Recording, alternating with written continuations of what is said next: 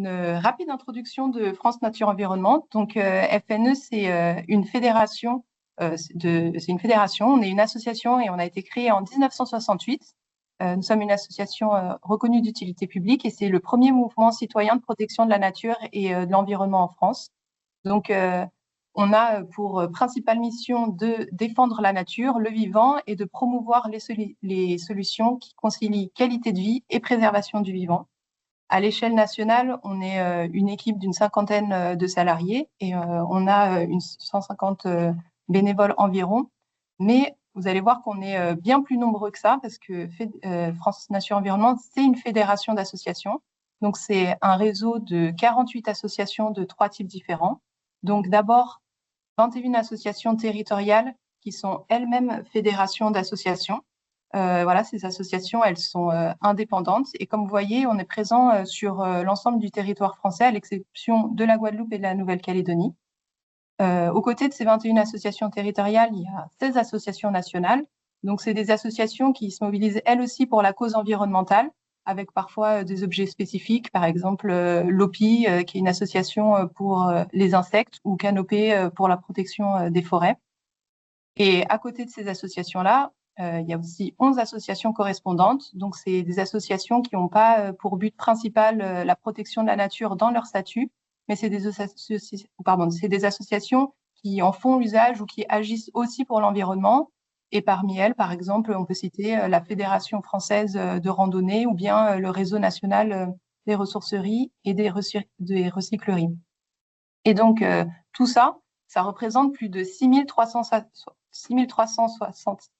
associations et des millions d'adhérents et de bénévoles, car derrière toutes ces associations, il y a toujours des personnes qui s'engagent pour les actions. Donc, quels sont nos domaines d'expertise? Eh bien, ils sont très variés. On travaille sur tout un ensemble de sujets.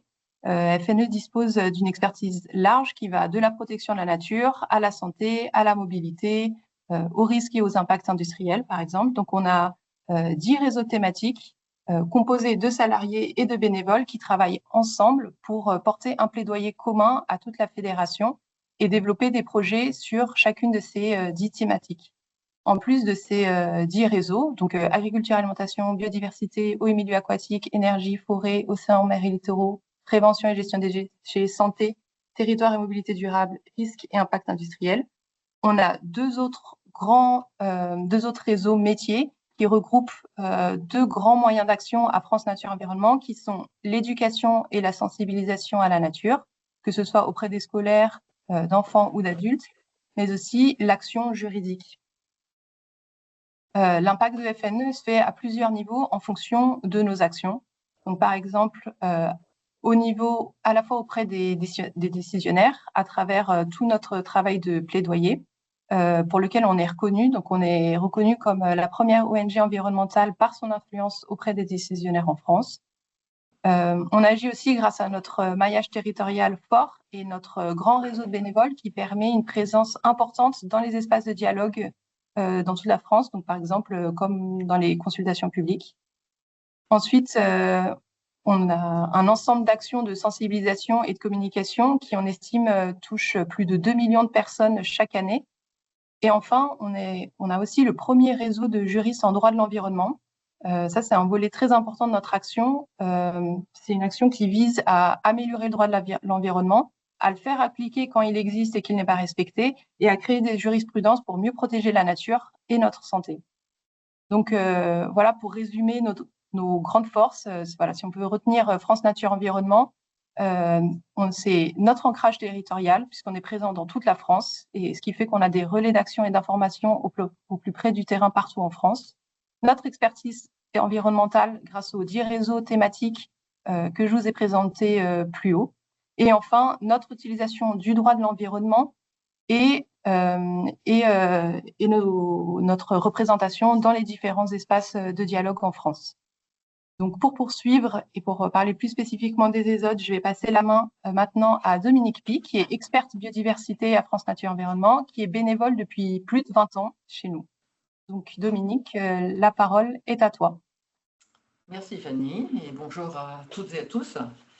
Nous allons donc parler aujourd'hui des ésodes. Donc, ésode, c'est un sigle qui signifie espèce susceptible d'occasionner des dégâts. Donc, j'aurai l'occasion de le redire. Donc, on va commencer par voir qui sont ces ésodes, qu'est-ce qu'on leur reproche. On dit qu'ils causent des dégâts, donc quels sont ces dégâts. Comment est-ce qu'on arrive sur la liste ésode, comment s'effectue le classement, et quelles sont les critiques qu'on peut faire à ce dispositif, donc quels sont les défauts de ce classement ésode, et par quoi on finira en voyant par quoi est-ce qu'on pourrait le remplacer. Donc, comment on pourrait faire évoluer ce système. Alors, diapo suivante. On va commencer par un petit quiz pour voir si vous connaissez les ésodes. Oui, la diapo suivante. Ah. Voilà. Donc, vous avez là 8 espèces présentes en France, un groupe d'espèces.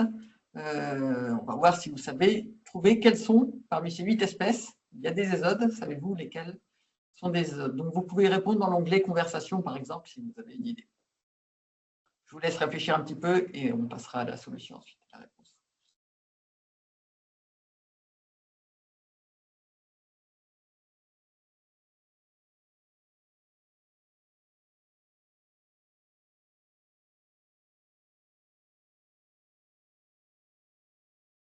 Ok, je vois que tout le monde note, quasiment tout le monde note le renard. Oui, ça c'est bon. Par contre, il y en a une où vous vous trompez. On va revenir dessus. Le sanglier aussi, ouais. Alors, petit indice, il y a, parmi ces 8 espèces, il y en a 4 qui sont des ésodes.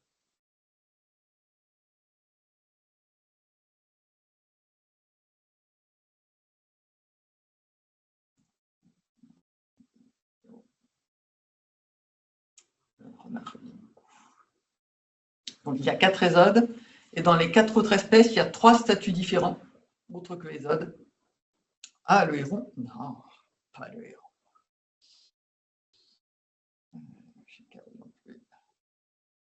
Est-ce qu'on lève le suspense?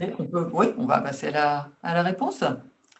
Donc, les 4 ésodes sont le jet des chênes, le renard, le raton laveur et le sanglier. Voilà, ça, c'est les espèces qui sont classées ésodes.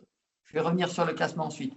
Juste pour passer rapidement ensuite sur les autres espèces. Donc, le héron cendré, c'est une espèce protégée. Les chauves-souris, en général, toutes les espèces de chauves-souris présentes en France sont également protégées. Alors, le blaireau, je vois que beaucoup l'ont mis comme ésode. En fait, il n'est pas blaireau. C'est une espèce qui est simplement chassable, mais qui n'est pas ésode. Les 4 ésodes, on va le voir, sont à la fois chassables et ésodes. Le blaireau, il est chassable. Hein, ouais. C'est son statut, il est classé chassable. Et le chacal doré, c'est un cas un peu particulier parce que c'est une espèce qui est arrivée récemment en France. Donc, il n'est pas protégé, mais il n'est pas chassable non plus. Donc, on n'a pas le droit de le tuer. Mais il ne bénéficie pas de mesures de protection comme le héron, comme les chauves-souris. Alors, on va rentrer un peu dans les détails. On va passer à la diapo suivante.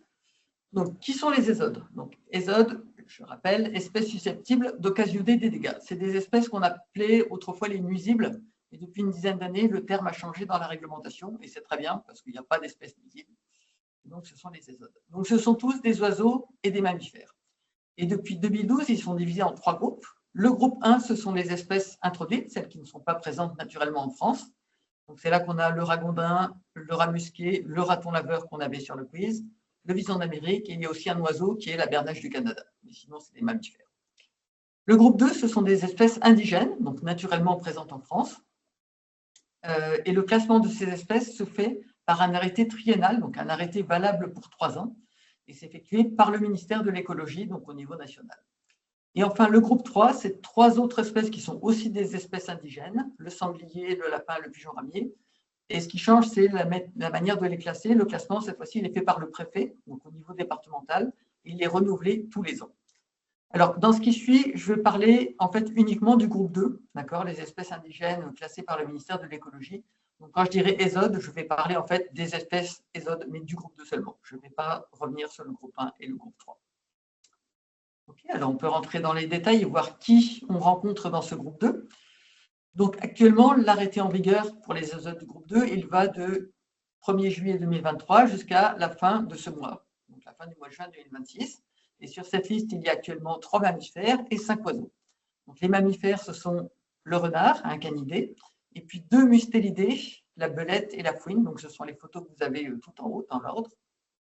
J'ai mis entre parenthèses la martre, parce que la martre, elle était classée ésode initialement en 2023, et suite à un recours au Conseil d'État, le Conseil d'État a annulé le classement de la martre. Donc actuellement, elle n'est plus classée, mais elle pourra revenir cette année, éventuellement.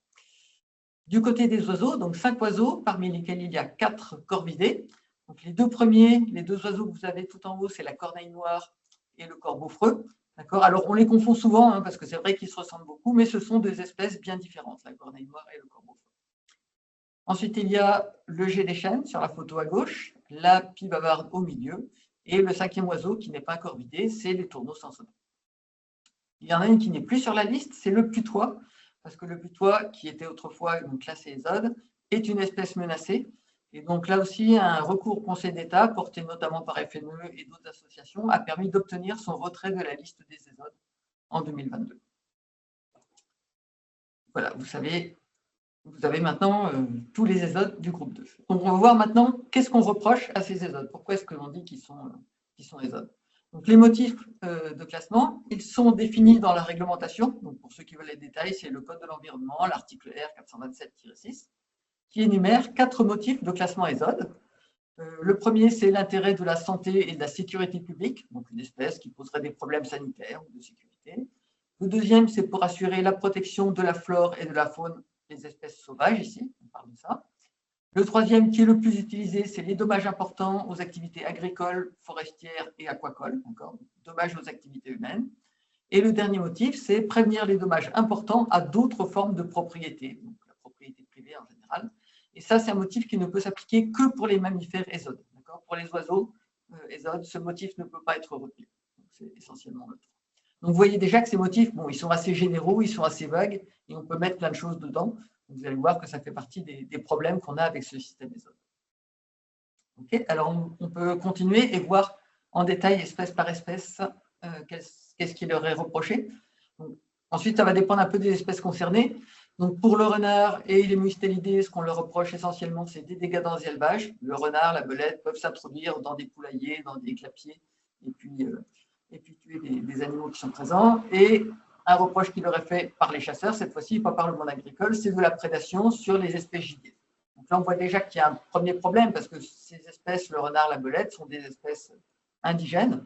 Ce sont des prédateurs, donc le fait que de temps en temps, le renard mange un lapin ou une perdrix, ce n'est pas un problème en soi. Ce n'est pas pour ça qu'il va mettre en danger les lapins ou les perdrix. C'est une prédation qui est normale, qui fait partie des cycles naturels. Pour la fouine, c'est pareil. On lui reproche des dégâts dans les élevages, de la prédation et aussi la dégradation des combes, puisque la fouine, elle peut venir s'installer sur un animal proche de l'homme, donc elle peut venir s'installer dans un grenier et par exemple, dégrader la laine de verre ou ce genre de choses.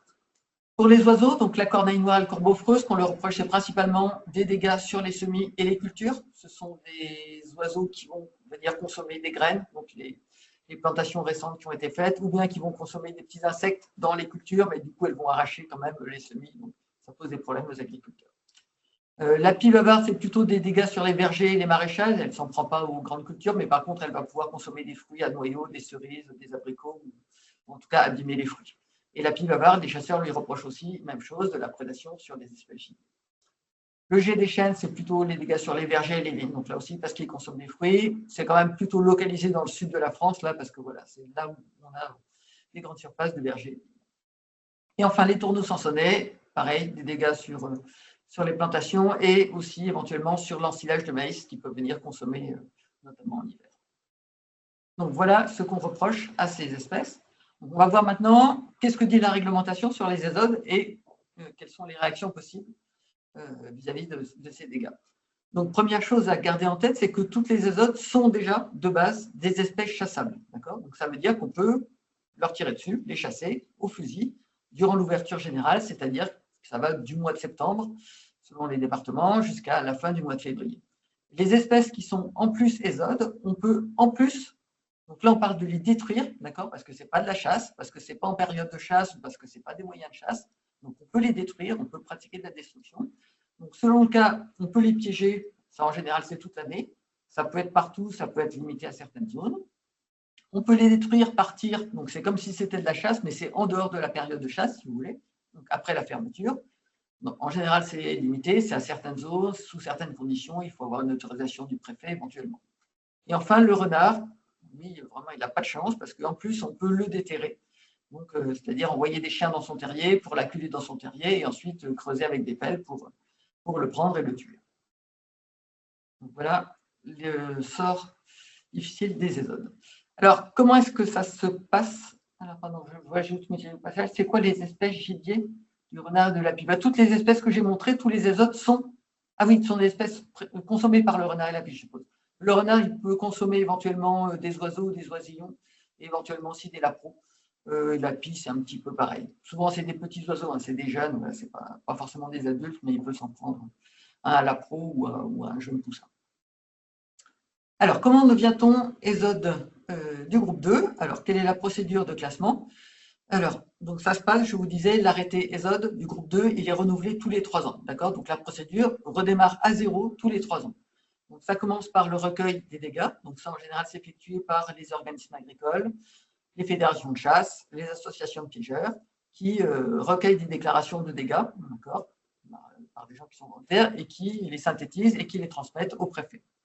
Ensuite, le préfet va réunir une commission qui s'appelle la commission départementale chasse et faune sauvage, donc qui va traiter le sujet des ésodes, d'accord. Et là, dans ce cas sur les ésodes, c'est une sous-commission en fait, dans laquelle il y a un représentant des chasseurs, un représentant des piégeurs, un représentant des agriculteurs, un représentant des associations de protection de la nature et 2 personnes qualifiées. Et c'est présidé par les préfets. La composition fait que globalement, ça va être favorable aux chasseurs et aux agriculteurs. Donc, c'est vraiment leur point de vue qui va l'emporter. Donc, cette commission, elle examine les données recueillies et sur la base de ces données, elle propose une liste d'espèces à classer ésode. Le préfet va transmettre cette demande de classement au ministère de l'écologie, qui va recueillir toutes ces demandes, qui va quand même vérifier la validité des demandes, qui vérifie que c'est quand même suffisamment documenté, argumenté, que ça respecte bien les critères. Et ensuite, il va prendre un arrêté qui classe les espèces. Mais il ne les classe pas au niveau national, il va les classer département par département. Il va dire, dans l'Ain, il y aura la pie et le renard, dans la Gironde, il y aura telle et telle espèce, etc. Donc, ça change bien en fonction du département et en fonction des demandes du préfet. Le ministère ne peut pas classer une espèce qui n'a pas été demandée par le préfet. En revanche, si le préfet demande une espèce et qu'il estime que le ministère estime que ce n'est pas justifié, il ne va pas la classer. Et ensuite, donc, il publie son arrêté, donc là, ça va arriver fin juin.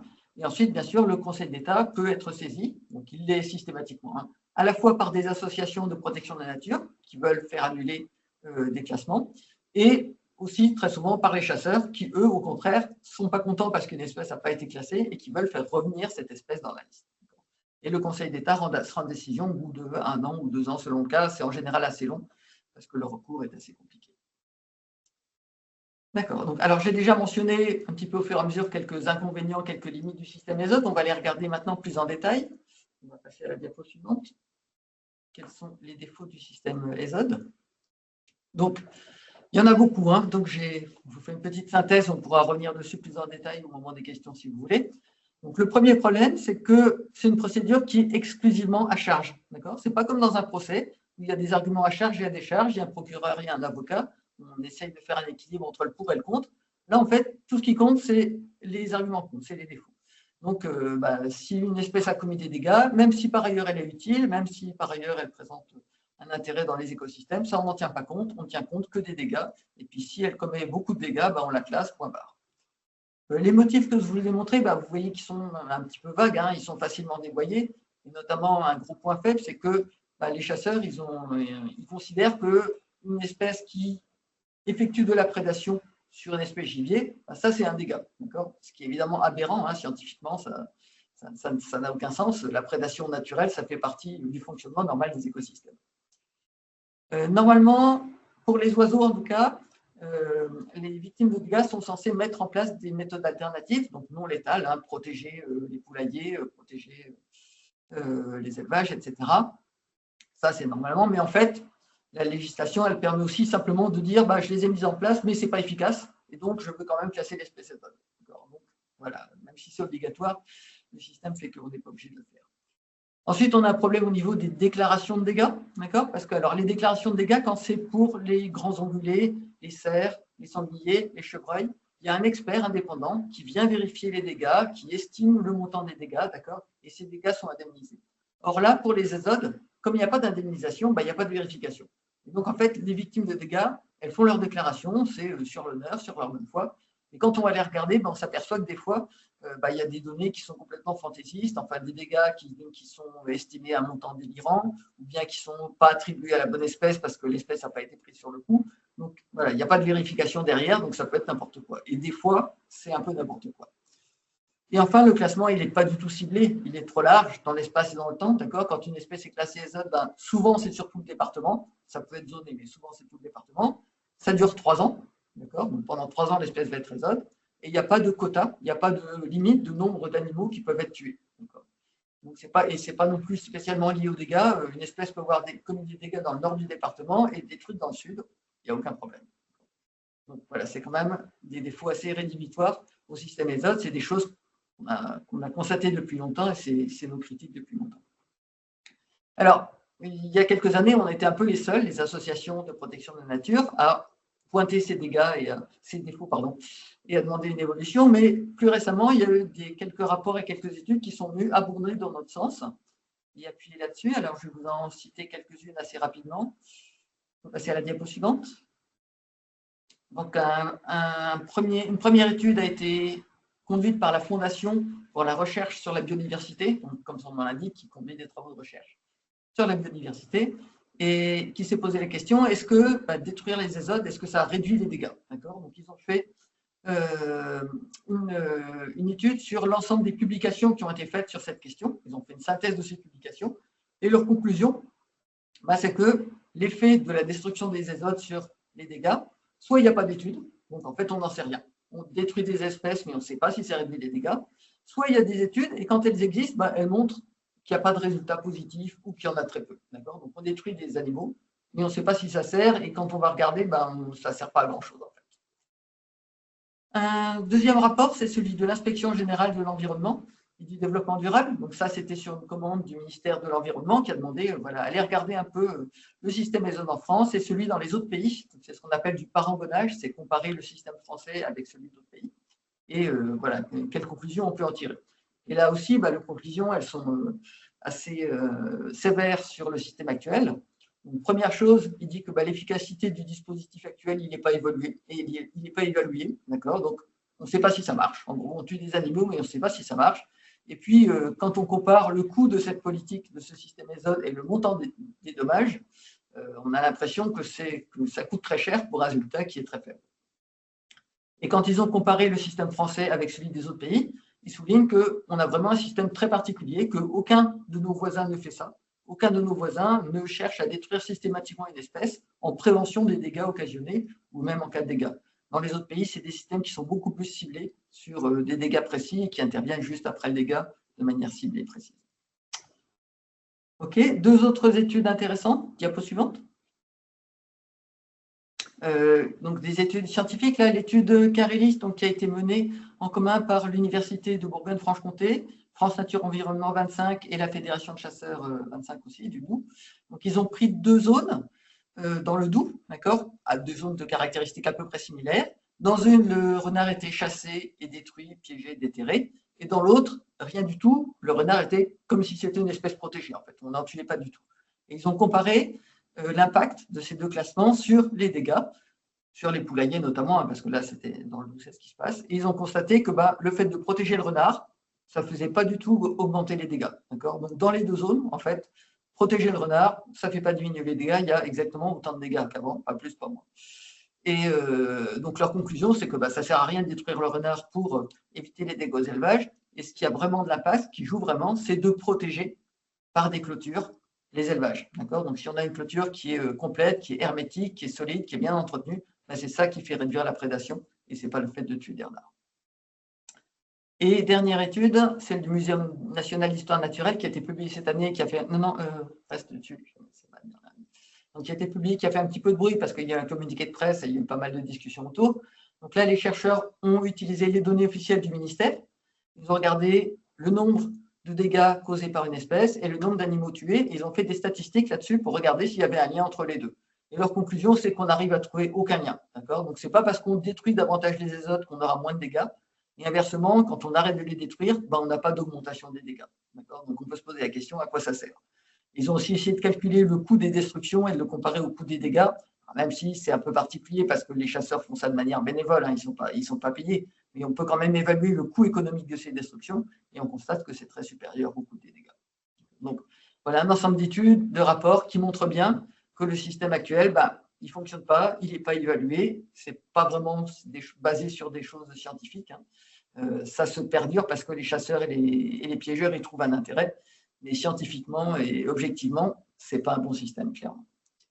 Alors, pour finir, dernière diapo, donc, ce que propose FNE, ce que réclame FNE et les autres associations de protection de la nature, c'est de sortir de ce système et de passer à autre chose. Donc, c'est un système, on l'a vu, qui est coûteux, qui est inefficace, qui conduit à détruire 1,5 million à peu près d'animaux sauvages par an, sans aucune preuve que c'est efficace. Donc, c'est quand même un peu embêtant. Donc, nous, ce qu'on propose, c'est de changer de point de vue, c'est d'adopter une approche qui soit centrée non pas sur on détruit autant d'animaux qu'on peut, mais centrée sur les dégâts. Parce que le problème, en fait, c'est les dégâts qui sont causés. Et donc, ce qu'il faudrait avoir comme objectif premier, c'est de prévenir et de réduire les dégâts. On n'arrivera jamais à zéro, il y en aura toujours, mais on peut essayer de les réduire à un niveau qui soit acceptable économiquement pour les agriculteurs et les éleveurs. Et donc, pour ça, ça suppose notamment de rendre vraiment obligatoires les mesures de protection et de prévention. On a vu que c'est ces méthodes-là qui sont efficaces et qui permettent de réduire les dégâts. Donc, il faut vraiment que ça soit mis partout et que les gens ne puissent pas se dire moi, je ne protège pas mon élevage et puis tant pis, je viendrai tuer le renard s'il m'a pris une poule. Il faudrait aussi développer davantage les méthodes alternatives non létales. Il y en a déjà qui existent, qui sont éprouvées, mais on n'a quand même pas assez de recherche. Par exemple, il y a des enrobages de semences qui peuvent être répulsifs pour les corvidés. Donc, si les agriculteurs utilisent des semences enrobées, ça va limiter les dégâts. Mais il faut en trouver qui soient efficaces, qui ne soient pas toxiques non plus. Il ne s'agit pas d'aller empoisonner la petite faune non plus. Donc là, il y aurait besoin de développer encore un petit peu des recherches. Pour ce qui concerne les dégâts aux particuliers, donc les poulaillers à la campagne, les poulaillers ou les clapiers à la campagne, ça, ce n'est pas normal que ces choses-là, ça soit pris en charge par le système public. C'est des choses qui pourraient relever du système assurantiel. Si les gens ont un poulailler, ils le protègent et ils s'assurent en cas de dégâts. Et là, l'assurance, vous pouvez être sûr qu'elle ira vérifier qu'en cas de dégâts, le particulier, il a bien protégé son poulailler et ce n'est pas un grillage tout autour. Alors que là, actuellement, il n'y a pas de vérification. Et enfin, la destruction d'un individu, ça devrait être une solution de dernier recours et pas ce qu'on fait en premier, comme c'est actuellement. On peut comprendre que si vraiment il y a un individu ou une fouine qui est rentré dans un grenier et qui pose vraiment des problèmes, qu'on ne peut pas la faire sortir, ok, là, peut-être on va la piéger. Mais ça devrait vraiment être ce qui arrive tout à la fin et pas commencer par faire ça en disant au cas où elle viendrait causer des dégâts, on va la piéger et la tuer un peu partout. Voilà pour ma présentation. Donc, si vous avez des questions, je pourrais bien sûr y répondre tout à l'heure. Et je vais passer la main à Stéphanie, je crois. Bonjour tout le monde. Donc, je prends la suite de Dominique. Je suis Stéphanie Morel, pour ceux qui nous ont rejoints en cours de route. Et je suis l'animatrice du réseau biodiversité de FNE. Et donc, je coordonne les actions du mouvement FNE sur le sujet de la biodiversité et notamment en ce qui concerne la chasse et les espèces susceptibles d'occasionner des dégâts. Donc au niveau de France Nature Environnement, les actions que nous menons se font à différentes échelles. Auprès du ministère de l'écologie, par nos contacts avec le cabinet, avec les services tout au long de l'année. Voilà, on a des rendez-vous épisodiques sur ces différents sujets qui nous permettent non seulement de faire monter un peu certains agents en compétences sur le sujet, mais aussi du coup de porter toutes les propositions que Dominique vient de détailler. Aussi auprès des parlementaires, donc certains sont volontaires pour faire des propositions de loi qui viennent modifier ce système. Et puis il y a d'autres parlementaires qui au contraire ont envie de le renforcer ou d'ajouter des espèces. Et donc notre travail, c'est de prendre contact avec ces parlementaires et de les leur exposer nos positionnements, nos propositions et aussi un peu lutter contre les idées reçues qui traînent encore dans ces enceintes parlementaires. Et puis, on agit aussi auprès des maires qui, voilà, des fois nous appellent pour nous demander comment ils peuvent gérer les dégâts, soit dans les bâtiments communaux, soit à la demande des citoyens ou des citoyennes. Nous argumentons aussi en faveur des espèces susceptibles d'occasionner des dégâts dans le cadre de la Commission nationale de la chasse et de la faune sauvage. Donc Dominique avant a évoqué les commissions départementales. Là, c'est au niveau national, donc c'est la même enceinte qui fonctionne sur le même modèle. Donc c'est représenter des chasseurs, les piégeurs, des agriculteurs. Et il y a 3 associations qui sont membres de cette instance. Il y a France Nature Environnement, la Ligue pour la protection des oiseaux et Humanité et Biodiversité. Donc autant vous dire qu'on se coordonne beaucoup entre les 3 associations pour essayer de convaincre au sein de cette instance qui rend des avis simples sur la réglementation relative à la chasse et à la gestion de la faune sauvage. Nous portons aussi des recours devant le Conseil d'État pour réduire la liste des ésodes du groupe 2. Donc Dominique l'a dit, par notre travail de contentieux, on a obtenu le retrait du putois, on a obtenu le retrait de la martre. Concernant le renard, on a restreint le nombre de départements où il était classé, ou alors on a restreint le nombre de communes où il pouvait être chassé et piégé. Ou alors on a réussi dans certains départements à sortir des espèces, ou alors là aussi à réduire le nombre de communes où elles pouvaient être chassées et piégées. Notre autre travail, c'est d'accompagner tous les bénévoles et salariés du mouvement FNE qui travaillent sur ce sujet chasse et faune sauvage et qui siègent dans les commissions départementales. On leur a proposé des formations sur la réglementation relative au fonctionnement de cette instance en leur disant, voilà, le préfet doit vous envoyer les documents 15 jours avant la réunion. Le préfet doit noter au compte-rendu ce que vous avez dit. Vous devez avoir le droit de relire ce compte-rendu et de le faire modifier. On les a aussi documentés sur la biologie des espèces susceptibles d'occasionner des dégâts pour qu'elles puissent argumenter en séance. Et du coup, on a fourni aussi des éléments argumentaires en disant, voilà, on ne peut pas classer telle et telle espèce au motif qu'elle serait porteuse de la rage ou de telle et telle maladie. Et ensuite, notre autre volet de travail que nous menons en lien avec notre service communication, c'est de déconstruire les idées reçues que se trimballent encore beaucoup de ces espèces.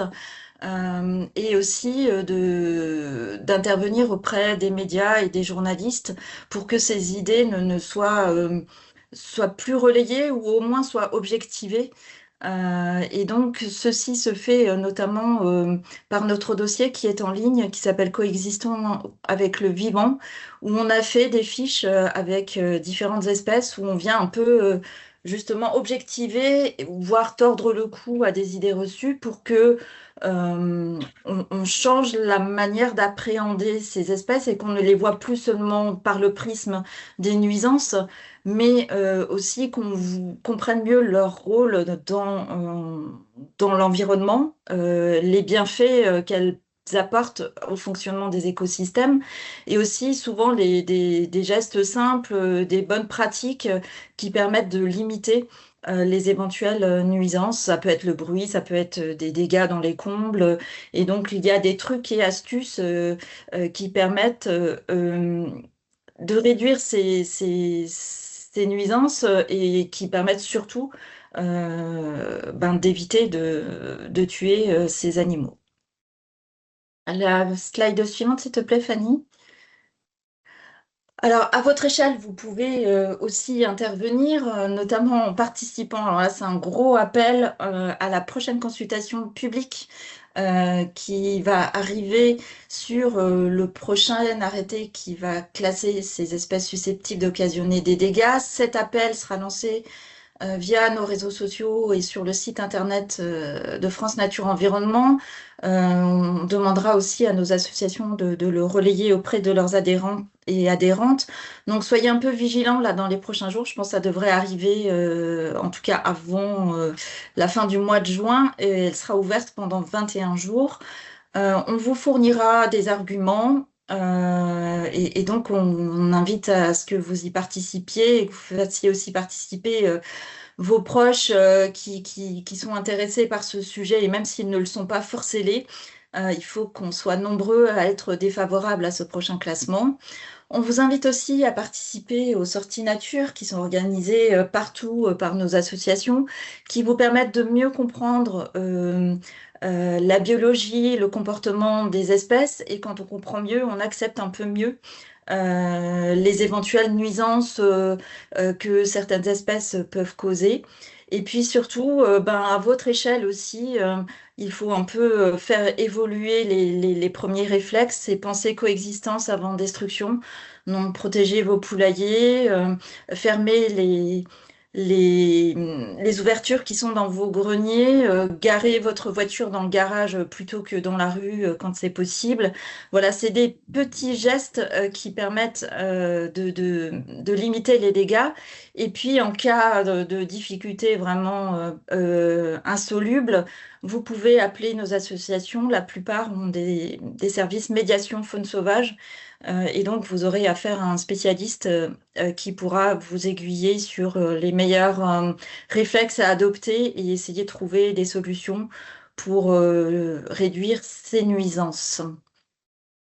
J'en ai fini sur cette partie action fédérale et action à votre échelle. Je ne sais pas, Fanny, si tu avais prévu encore une intervention avant de passer aux questions-réponses. Eh ben non.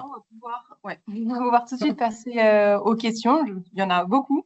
Du coup, j'ai commencé à en sélectionner quelques-unes et puis pendant que vous répondez, je vais aller à la pêche aux autres questions. Peut-être qu'on peut commencer sur les questions qui sont spécifiques aux différentes étapes à la méthode que tu as expliquée en début de webinaire, Dominique, sur comment une espèce est classifiée ESOD. Donc, il y a quelqu'un qui se demandait si les données recueillies lors de la première étape, si elles étaient aussi alimentées par des experts comme des écologues ou des naturalistes, parce que tu parlais beaucoup de données issues des chasseurs. Alors, oui et non, c'est-à-dire que oui, dans le sens où parmi les données recueillies, il y a aussi les données sur la répartition de l'espèce, son abondance, est-ce que l'espèce est présente ou pas. Donc, dans ce cas-là, les naturalistes peuvent effectivement fournir des données, mais sachant que l'essentiel quand même des données qui sont recueillies, ce sont des données sur les dégâts. Donc ça, c'est évidemment pas les naturalistes qui vont les fournir, et c'est plutôt voilà, le monde agricole, le monde cynégétique. Et encore une fois, j'insiste là-dessus, la procédure, c'est vraiment une procédure à charge. Donc, si on fournit un atlas de répartition, des études de suivi qui montrent que l'espèce est abondante, et ben en fait, ça va être retenu contre elle. Parce qu'on va nous dire, et c'est la réglementation, hein, ah bah, l'espèce est abondante, donc on peut la classer nuisible, la classer pardon, tout va bien. D'accord. Donc, c'est vraiment un système, c'est pour insister sur le fait que ce système est vraiment pervers et que ce n'est pas à charge et à décharge que tous les éléments qu'on va apporter, ils vont aller contre l'espèce et pour son classement. La seule donnée qu'on peut apporter qui serait en défaveur du classement, ça serait une étude montrant, la liste rouge par exemple, une étude montrant que l'espèce est en mauvais état de conservation sur le département, localement, parce que dans ce cas-là, elle ne doit pas être classée ESOD. Très bien. Et on nous demande aussi si FNE pourrait obliger les préfets à fournir les déclarations de dégâts et à les rendre publiques. Alors, ça, c'est déjà le cas. Alors, pas les rendre publics, mais en tout cas, ils doivent les communiquer à la commission départementale chasse et faune sauvage, donc celle où il y a chasseurs, piégeurs, agriculteurs et naturalistes. D'accord ? Parce que la commission, puisqu'elle examine les données disponibles pour proposer une liste d'espèces à classer ESOD, elle doit bien sûr, normalement, se baser sur les dégâts. Donc, les préfets ont l'obligation de rendre disponibles ces données pour les membres de la CDCFS, à défaut de les rendre publiques. Et c'est ça, d'ailleurs, qui nous permet de constater, dans certains cas, qu'il y a vraiment des abus, qu'il y a des données, des dégâts qui sont indiqués 2 fois avec 2 années différentes, mais clairement, c'est la même chose, ou qu'il y a des montants de dégâts qui sont complètement aberrants et qui ne correspondent pas à la réalité. Par exemple, je sais pas, le renard m'a tué 3 poules et j'en ai pour 2000 € de dégâts, quoi. Ça fait quand même un peu cher de la poule, quoi. Oui, je crois que tu nous as déjà un peu parlé, mais oui, il y a quelqu'un qui nous demande si on ne prend pas en compte le rôle de ces espèces pour la biodiversité. Et en prenant par exemple le rôle des geais, des chênes pour la reproduction des arbres, ou alors le rôle de régulation du renard. Peut-être que tu as d'autres exemples aussi Donc, pour ces espèces. ouais. Donc effectivement, comme je le disais, ces choses-là ne sont pas prises en compte, hein, c'est vraiment à charge. Alors il y a quand même une exception récente et limitée, c'est pour le renard, et c'est son rôle dans la régulation du campagnol, notamment dans les régions, alors c'est plutôt dans l'est de la France, hein, dans les régions où il y a des pullulations de campagnols de manière cyclique, hein. Le campagnol, c'est une espèce qui, de manière cyclique, il va pulluler, donc les populations vont exploser, puis ensuite elles vont s'effondrer, et ensuite ça va repulluler, etc. Donc le renard, qui est un gros consommateur de campagnols, il joue un rôle et il permet pas d'empêcher les pullulations, mais en tout cas de les réduire en régulant un petit peu l'espèce. Et donc maintenant, ça c'est pris en compte, y compris au niveau du ministère, c'est-à-dire que dans les endroits, dans les régions où il y a des pullulations de campagnols, normalement le renard il doit y avoir un point d'attention vraiment sur le renard, et il ne devrait pas être classé normalement sur les cantons où il y a des pullulations de campagnols, les communes, pardon, où il y a des pullulations de campagnols. Mais pour les autres espèces, l'utilité du jet, par exemple, le jet, c'est connu, hein, pour les forestiers, c'est un ami des forêts parce qu'il va cacher des glands un petit peu partout pour se faire des cachettes, des réserves de nourriture, mais la moitié du temps, il les oublie. Et donc, en fait, les glands qu'il a oubliés vont pouvoir contribuer à régénérer la forêt. Voilà. Ce genre de choses, ce n'est pas du tout pris en compte actuellement.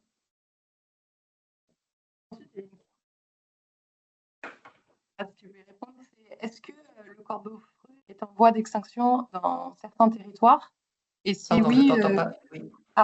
est-ce que le corbeau-freux est classé comme menacé ou en voie d'extinction dans certains endroits? Et si oui, pourquoi est-ce que il est considéré comme ésode? Est-ce que des espèces menacées peuvent être considérées comme ésodes? Alors, non, justement, enfin, elles peuvent être considérées, mais elles ne peuvent pas être classées, en tout cas, même s'ils commettent des dégâts. Effectivement, une espèce qui est en mauvais état de conservation ne peut pas être classée ésode. Et c'est comme ça qu'on a réussi à obtenir la sortie du putois de la liste au niveau national, parce que le putois est aujourd'hui en mauvais état de conservation. Il est sur la liste rouge nationale, hein, au niveau national. Et pour le corbeau, donc, ce n'est pas le cas au niveau national, mais c'est le cas dans certains départements, effectivement. Donc là où il est considéré en mauvais état de conservation, pardon, il ne doit pas être classé, même s'il commet des dégâts. Donc, ce qui compte, c'est vraiment l'échelle C'est vraiment nationale. le critère prioritaire. Avant de regarder les données, les dégâts, etc., il faut vérifier, s'assurer que l'espèce n'est pas en mauvais état de conservation. Et si jamais elle l'est, elle ne peut pas être classée. On a aussi une question sur l'étude du MNHN. On nous demande pourquoi les sangliers n'ont pas été concernés par l'étude et quid de la contestation élevée par les chasseurs sur le système d'évaluation des coûts. Alors, l'étude du muséum n'a pas regardé le sanglier parce que l'étude du muséum, elle portait sur le groupe 2, d'accord? Et le sanglier, il fait partie du groupe 3. Donc, voilà, on ne s'est pas posé, enfin, les chercheurs n'ont pas pris en compte le sanglier. Et pardon, il y avait autre chose à la question? Non, c'était tout? C'était quid du constat élevé par les chasseurs sur les coûts liés aux dégâts liés au sanglier. Oui, quid du pardon? Quid de la contestation élevée par les chasseurs sur l'évaluation des coûts. De la contestation des chasseurs, c'est ça? Oui. C'est ça. Alors, ce qui se passe, c'est que l'étude donc, du muséum, elle a voulu estimer les coûts de la destruction des ésodes, d'accord? Et pour ça, ils ont fait des estimations, hein, des évaluations, comme ça se pratique vraiment de manière très classique quand on veut estimer les coûts d'une activité. Donc, ils ont pris en compte, par exemple, les moyens de transport, le piégeur qui va se déplacer en voiture pour aller poser des pièges, le coût des pièges, le coût du fusil, des cartouches quand c'est des animaux qui sont détruits à tir, d'accord? Ils ont pris l'ensemble de ces coûts. Et il y a eu plusieurs évaluations. Il y en a eu une où ils considéraient que les chasseurs agissaient de manière bénévole, donc c'était uniquement ces coûts de transport, de cartouches, de matériel, etc., d'aplants éventuellement s'il y en avait. Et il y a eu d'autres évaluations où ils évaluaient le temps passé par le chasseur ou le piégeur au coût horaire d'un salarié, d'un technicien. Et donc les chasseurs ont poussé des hurlements en disant oui mais attendez, nous on est bénévoles et donc le coût que vous estimez ça ne correspond pas à la réalité. Alors il y a deux réponses à ça. D'une part, il y a quand même un coût qui a été fait en supposant qu'ils étaient tous bénévoles, d'accord?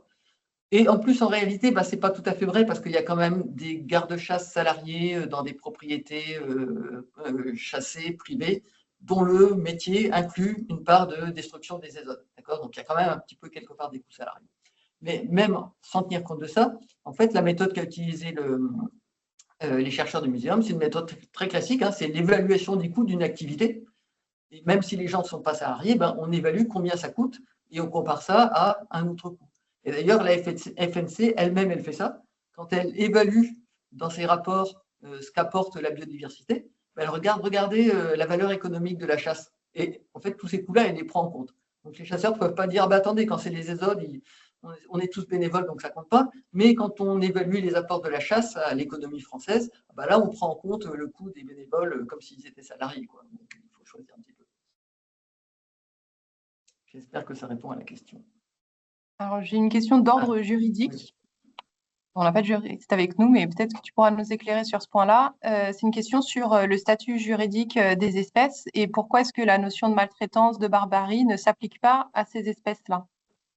Bah, tout simplement parce que ce n'est pas dans la loi. La loi, elle reconnaît les mauvais traitements sur les animaux domestiques, donc familiers, et puis point barre. Pour les espèces sauvages, c'est pas reconnu. D'accord. Évidemment, si c'était reconnu, ça veut dire qu'il n'y a plus de chasse, hein, donc on comprend bien que ça va gêner quelques personnes. Donc ensuite, je vais poser une question moi, mais qui répond aussi à une question qu'il y a dans le chat. C'est où est-ce qu'on en est de la procédure pour le prochain classement triennal? Et du coup, je la complète avec la question de Romane qui demande s'il est possible de savoir en avance quelles espèces sont à risque de se trouver sur la liste pour pouvoir anticiper et organiser des contestations ou des mobilisations à l'échelle citoyenne. Donc, où est-ce qu'on en est dans la procédure et quelles sont les espèces à risque? Alors, la procédure, on arrive au bout, d'accord? Donc, ça a démarré en septembre, octobre dernier, 2025, avec les premières réunions des commissions départementales chasse et faune sauvage. Là, on a eu la réunion nationale du Conseil national de la chasse et de la faune sauvage, avec une première proposition d'arrêté. Cette première proposition, bien sûr, elle a été contestée à la fois par nous, les associations, et par les chasseurs. Et là, on en est au stade de l'arbitrage. Donc, ça devrait être assez imminent. Je pense que cette semaine ou la semaine prochaine, le ministère aura arbitré, choisi la version définitive de l'arrêté, donc des espèces classées, pas classées selon les départements, et qu'on passera à la consultation publique. Et c'est là que vous pourrez intervenir et poster votre contribution sur le site web du ministère. C'était la première question et j'ai oublié la deuxième. Quelles espèces sont à risque? Oui. C'est celles que je vous ai présentées, hein. En théorie, n'importe quelle espèce chassable, donc du moment qu'elle n'est pas protégée, n'importe quelle espèce peut arriver sur la liste des autres du groupe 2. D'accord. En pratique, c'est celle que je vous ai présentée. Voilà. Après, département par département, ça dépend du classement. Mais en gros, au niveau national et globalement, c'est celle que je vous ai présentée. Il y a un risque non négligeable que la martre, qui a été retirée par le Conseil d'État, revienne à nouveau cette fois-ci. Voilà. En revanche, le putois, étant donné qu'il est en mauvais état de conservation, on ne peut jamais exclure totalement qu'il revienne, mais je vois mal comment le ministère pourrait le remettre les odes, alors que le Conseil d'État a annulé les classements et que quand les fédérations de chasse ont voulu réintégrer le putois sur la liste, elles ont fait un recours au Conseil d'État pour demander sa réintégration. Le Conseil d'État a rejeté leur demande. Donc, ça me semble quand même assez bien verrouillé. Et vis-à-vis des consultations publiques, est-ce que vous pouvez nous expliquer avec Stéphanie, vous avez déjà expliqué à quoi elles servaient, mais pourquoi c'est vraiment utile d'y participer en tant que citoyen? Si tu veux répondre, Fanny, ou non? Alors, c'est utile. Ça ne va pas changer la vie du gouvernement, d'accord? C'est quelque chose de tellement tendu, ce sujet, que voilà, ils vont pas le faire. Mais quand même, ça permet quand même de montrer que l'opinion publique elle est défavorable au système ESOD actuel, hein, d'accord? La dernière consultation, c'était en 2023. Il y a quand même eu 70% d'avis défavorables sur l'arrêté et seulement 30% de favorables, alors que les chasseurs, ils font comme nous, hein, ils ont mobilisé tous leurs adhérents en disant participez à la consultation, etc. Ils sont quand même 900 000 en France, d'accord? Donc, c'est quand même pas mal d'avoir réussi à obtenir 70% d'avis défavorables. D'accord. Donc c'est quand même important qu'on soit là, qu'on soit présent et qu'on montre bien que l'opinion publique elle n'est pas favorable au système actuel, même si on sait que voilà, concrètement, ça ne sera pas revu. Je ne sais pas, peut-être que Stéphanie veut compléter. Oui, je veux compléter par le fait que lorsqu'on va aussi devant un juge, le fait de pouvoir dire que l'opinion publique partage le sens de notre requête, c'est important pour le juge de dire, ben, en fait, la plupart des gens pensent que c'est pas une bonne idée. Donc, alors ça va pas forcément l'influencer parce que lui, il va regarder le droit. Mais quand même, c'est un argument de forme qui peut être utile. Et puis, je pense aussi que petit à petit, ça sème des petites graines dans l'esprit des décideurs et des fonctionnaires. Donc, je pense que c'est utile. Et puis, c'est aussi une manière pour vous directement de jouer votre rôle de citoyen. Et c'est une obligation légale, hein. Ils sont obligés de consulter le public sur toutes les décisions relatives à l'environnement. Donc, profitez-en. On vous demande votre avis, ben, donnez-le. Voilà.